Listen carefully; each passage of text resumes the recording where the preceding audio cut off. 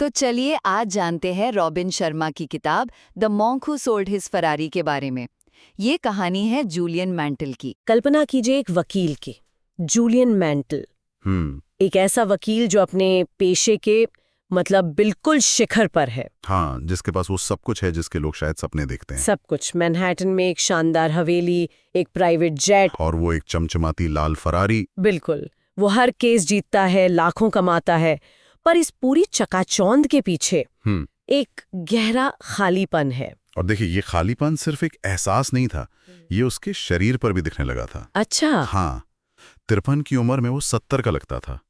काम का तनाव इतना ज्यादा था कि उसकी शादी टूट गई, अपनी बेटी से कोई रिश्ता नहीं रहा। और जिस कानून से उसे कभी प्यार था, वो भी एक बोझ बन गया था। सही बात है, वो बाहरी दुनिया में एक सुपरस्टार था, लेकिन अपनी अंदर की दुनिया में वो कह सकते हैं दिवालिया हो चुका था। और फिर एक दिन भरी अदालत में बहस चल रही है और बीचों बीच उसे एक जबरदस्त दिल का दौरा पड़ता है। वो वहीं गिर जाता है। ये सिर्फ एक मेडिकल इमरजेंसी नहीं थी, ये उसके लिए एक तरह का वेकअप कॉल था। हाँ, एक चेतावनी कि जिस रास्ते पर वो चल रहा है उसकी मंजिल सिर्फ तबाही है। तो आज की हमारी ये जो गहरी पड़ताल है वो इसी सवाल के इर्द गिर्द है कि जब कोई भौतिक सफलता के शिखर पर पहुंचकर ये महसूस करता है कि ये सब बेमानी है, तो क्या होता है। और इसके लिए हम रॉबिन शर्मा की किताब the monk who sold his Ferrari से जुड़े स्रोतों को खंगाल रहे हैं। ये सिर्फ एक कहानी नहीं है, बल्कि जिंदगी जीने के एक अलग तरीके का नक्शा है। तो दिल के दौरे के बाद जूलियन एक बहुत ही चौंकाने वाला फैसला लेता है। वो अपनी वकालत छोड़ देता है,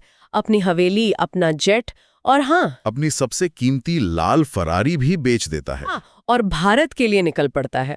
उसके साथी वकीलों को तो लगा कि वो पागल हो गया है। देखिए, यहाँ फरारी बेचना बहुत बहुत प्रतीकात्मक है। अच्छा, वो कैसे? वो सिर्फ एक कार नहीं थी, वो उसकी पहचान थी, सफलता की, ताकत की, दिखावे की निशानी। सही। उसे बेचकर वो एक तरह से अपनी उस पूरी पुरानी जिंदगी को अलविदा कह रहा था। वो ये ऐलान कर रहा था कि अब वो इन चीजों से आगे बढ़कर जिंदगी के गहरे सवालों के जवाब ढूंढेगा। फिर 3 साल तक उसकी कोई खबर नहीं आती। गायब एकदम। फिर एक दिन वो अचानक अपने पुराने दफ्तर में वापस आता है, लेकिन उसे पहचानना नामुमकिन है। वो थका हुआ बूढ़ा जूलियन नहीं, बल्कि एक 30-35 साल का नौजवान लगता है। उसके चेहरे पर झुर्रियां नहीं, बल्कि एक अजीब सी शांति और चमक है। और सवाल यही उठता है कि इन 3 सालों में हिमालय में ऐसा हुआ क्या। हाँ, तो स्रोत बताते हैं कि उसकी भारत यात्रा कोई टूर नहीं थी, बल्कि स्वयं की एक व्यक्तिगत तीर्थ यात्रा थी। वो उन सवालों के जवाब ढूंढ रहा था जिन्हें उसकी व्यस्त जिंदगी ने कहीं दबा दिया था। जैसे, मैं कौन हूँ, मेरे जीवन का असली मकसद क्या है, सच्ची खुशी कहाँ है। और इसी खोज में वो हिमालय में सिवाना के महान संतों तक पहुंचता है। जी हाँ, और यहीं से चीजें बहुत दिलचस्प हो जाती हैं। सिवाना के संत उसे सिखाने के लिए कोई मोटी मोटी किताबें या लंबे चौड़े लेक्चर नहीं देते। नहीं। हाँ। वो उसे एक बड़ी अजीब, लगभग बच्चों जैसी कहानी सुनाते हैं। और ये कहानी ही उनके पूरे दर्शन का सार है ना? बिल्कुल। और ये बात भी दिलचस्प है कि वो ज्ञान देने के लिए कहानी का इस्तेमाल ही क्यों करते हैं। क्यों? क्योंकि देखिए, तथ्य और नियम तो दिमाग भूल सकता है, लेकिन कहानियां वो दिल में उतर जाती हैं। सही बात है। ये एक शक्तिशाली स्मृति उपकरण है, एक ऐसा ढांचा जिसमें जिंदगी के बड़े बड़े उसूल आसानी से फिट हो जाते हैं। तो कहानी कुछ इस तरह है। एक बहुत ही हरा भरा और खूबसूरत बगीचा है, जिसके बीचों बीच एक विशाल और मजबूत लाइट हाउस खड़ा है। ठीक है। अचानक उस लाइट हाउस का दरवाजा खुलता है और उसमें से एक 9 फुट लंबा भीमकाय सूमो पहलवान बाहर निकलता है। एक सुमो पहलवान? हाँ, और उसने अपने शरीर पर सिर्फ एक गुलाबी रंग की तार की केबल लपेटी हुई। अजीब है। वो बगीचे में घूमता है तो उसका पैर एक सुनहरी स्टॉपवॉच से टकराता है। जैसे ही वो उसे उठाने के लिए झुकता है, उसे ताजे पीले गुलाबों की महक आती है। और फिर वो हीरो से जड़े एक घुमावदार रास्ते पर चुपचाप चलने लगता है। सुनने में ये बिल्कुल बेतुका लगता है ना, एक बगीचा, लाइट हाउस, सूमो पहलवान। हाँ, लगता तो है, लेकिन इस कहानी का हर एक हिस्सा, हर प्रतीक जिंदगी को रोशन करने वाले 7 शाश्वत गुणों का प्रतीक है। तो चलिए एक एक करके इन पर्दों को हटाते हैं और देखते हैं कि इनके पीछे क्या छिपा है। जरूर। तो पहला प्रतीक है बगीचा। बगीचा। इसका मतलब है अपने मन पर महारत हासिल करें। स्रोत कहते हैं कि एक औसत इंसान के दिमाग में दिन में लगभग 60,000 विचार आते हैं। 60,000? हाँ, और हैरान करने वाली बात यह है कि उनमें से 95% विचार वही होते हैं जो पिछले दिन आए थे। इसे किताब में कमजोर सोच का अत्याचार कहा गया है। मतलब? संतों का तर्क ये है कि आपका मन एक बगीचे की तरह है। आप या तो उसमें खूबसूरत सकारात्मक विचारों के फूल उगा सकते हैं, या फिर उसे चिंता, डर और नेगेटिविटी की जंगली घास से भरने दे सकते हैं। बिल्कुल, चुनाव आपका है। अगर आप अपने बगीचे की देखभाल नहीं करेंगे तो जंगली घास तो अपने आप उगाएगी। आपकी बाहरी दुनिया आपकी भीतरी दुनिया का ही प्रतिबिंब है। पर एक सवाल है, ये सुनने में तो बहुत अच्छा लगता है, पर क्या ये थोड़ा ज्यादा सरल नहीं है? मतलब क्या सिर्फ सकारात्मक सोचने से दुनिया की असल समस्याएं जैसे बिल भरना या कोई बीमारी वो हल हो सकती हैं? ये एक बहुत जरूरी सवाल है, और किताब का मतलब ये बिल्कुल नहीं है कि आप समस्याओं को नजरअंदाज कर दें। तो फिर? इसका मतलब है कि आप उन समस्याओं पर अपनी प्रतिक्रिया को नियंत्रित करें। मन पर महारत हासिल करने का मतलब सिर्फ अच्छा सोचना नहीं, बल्कि अपने विचारों पर ध्यान देना है। ये देखना कि कौन से विचार आपको शक्ति दे रहे हैं और कौन से कमजोर कर रहे हैं। अच्छा, तो ये एक तरह का मानसिक अनुशासन है। हाँ बिल्कुल, इच्छाधारी सोच नहीं। ठीक है, तो अगर मन हमारा बगीचा है, तो उस बगीचे के बीच में खड़ा वो विशाल लाइट हाउस क्या है? वो है दूसरा प्रतीक। अपने उद्देश्य का पालन करें। उद्देश्य? बिल्कुल। देखिए, लाइट हाउस का काम क्या है? जहाजों को रास्ता दिखाना, उन्हें भटकने से बचाना। सही। उसी तरह जीवन में एक स्पष्ट उद्देश्य होने से हमें दिशा मिलती है। किताब इसे धर्म की अवधारणा से जोड़ती है। धर्म मतलब पर्पस? हाँ, और धर्म का मतलब सिर्फ उद्देश्य नहीं, बल्कि वो काम जो आपकी प्रकृति और ब्रह्मांड के नियमों से पूरी तरह मेल खाता हो। जब आप अपने धर्म का पालन करते हैं तो काम बोझ नहीं लगता, बल्कि ऊर्जा का स्रोत बन जाता है। और यहीं पर 20 का प्राचीन नियम, जिसे हम पेरेटो प्रिंसिपल भी कहते हैं, उसका जिक्र आता है। जी हाँ, कि हमारे 80% नतीजे सिर्फ हमारी 20% गतिविधियों से आते हैं। ये तो बहुत शक्तिशाली विचार है ही। इसका मतलब है कि हमें उन 20% चीजों को पहचानना होगा जो हमारे जीवन में सबसे ज्यादा मायने रखती हैं।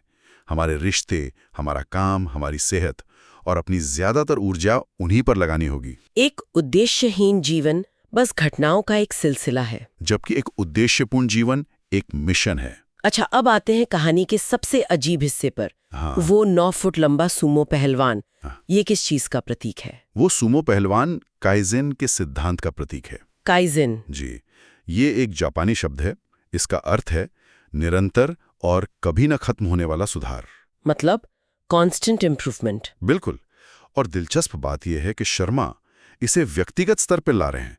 वो कह रहे हैं कि हमारा जीवन भी एक सिस्टम है जिसे रोजाना छोटे छोटे सुधारों से बेहतर बनाया जा सकता है, किसी एक बड़े चमत्कार से नहीं। मतलब सच्ची महानता दूसरों से बेहतर होने में नहीं, बल्कि अपने कल के स्वरूप से बेहतर होने में है। रोजाना सिर्फ 1% बेहतर होना।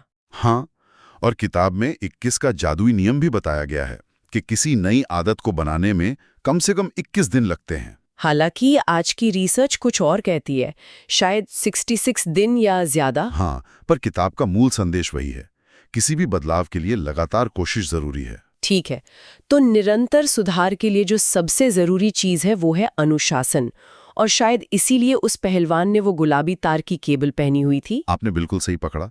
वो गुलाबी तार की केबल आत्मनियंत्रण और अनुशासन का ही प्रतीक है। कैसे? जैसे एक मजबूत केबल कई पतले पतले तारों को एक साथ लपेटकर बनती है, वैसे ही हमारा अनुशासन भी रोजाना किए गए छोटे छोटे साहसी कामों से बनता है। हर बार जब आप वो काम करते हैं जो आपको करना चाहिए, भले ही आपका मन ना हो, हाँ, आप अपने अनुशासन के केबल में एक और तार जोड़ते हैं। लेकिन अनुशासन की बात करना आसान है, इसे असल में मजबूत कैसे करें? किताब में कोई प्रैक्टिकल तरीका बताया गया है। हाँ, कुछ तकनीकों का जिक्र है, जैसे मंत्रों का इस्तेमाल करना, किसी सकारात्मक वाक्य को बार बार दोहराना ताकि वो आपके अवचेतन मन में बैठ जाए, और मौन व्रत रखना। हाँ, ताकि आप अपनी जुबान पर काबू पाना सीख सकें। ये छोटे छोटे अभ्यास आपकी इच्छा शक्ति की मांसपेशी को मजबूत करते हैं। चलिए कहानी में आगे बढ़ते हैं। सुमो पहलवान को जमीन पर एक सुनहरी स्टॉपवॉच मिलती है। इसका मतलब तो साफ है, समय हमारी सबसे कीमती चीज। हाँ, जिसे हम कभी वापस नहीं पा सकते। किताब हमें याद दिलाती है कि समय एकमात्र ऐसी चीज है जो अमीर और गरीब सबके लिए बराबर है। हम सबके पास दिन में 24 घंटे ही होते हैं। फर्क इस बात से पड़ता है कि हम उसे खर्च कैसे करते हैं। स्रोत यहाँ डेथबेड प्रश्न का सुझाव देते हैं। वो क्या है? अगर मुझे पता चले कि आज मेरा आखिरी दिन है तो मैं अपना दिन कैसे बिताऊंगा? ये एक सवाल ही हमारी प्राथमिकताएं साफ कर सकता है। बिल्कुल। और शायद अपने समय का सबसे अच्छा इस्तेमाल क्या है, इसका जवाब अगले प्रतीक में छिपा है, वो पीले गुलाब। सही। पीले गुलाब निस्वार्थ भाव से दूसरों की सेवा करने का प्रतीक है।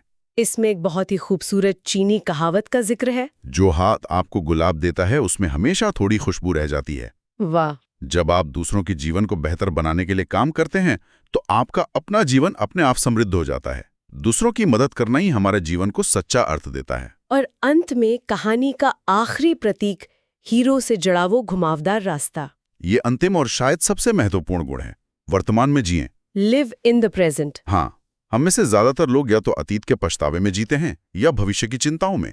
इस चक्कर में हम आज को जीना भूल जाते हैं। और वो हीरो का रास्ता हमें याद दिलाता है कि जीवन की असली खूबसूरती मंजिल में नहीं बल्कि सफर में है। और इस सफर में बिखरे छोटे छोटे खुशी के पल ही वो हीरे हैं। हम हमेशा अगले प्रमोशन, अगली छुट्टी का इंतजार करते रहते हैं और इस चक्कर में आज की चाय का स्वाद या किसी अपने की मुस्कान, इन छोटे हीरों को नजरअंदाज कर देते हैं।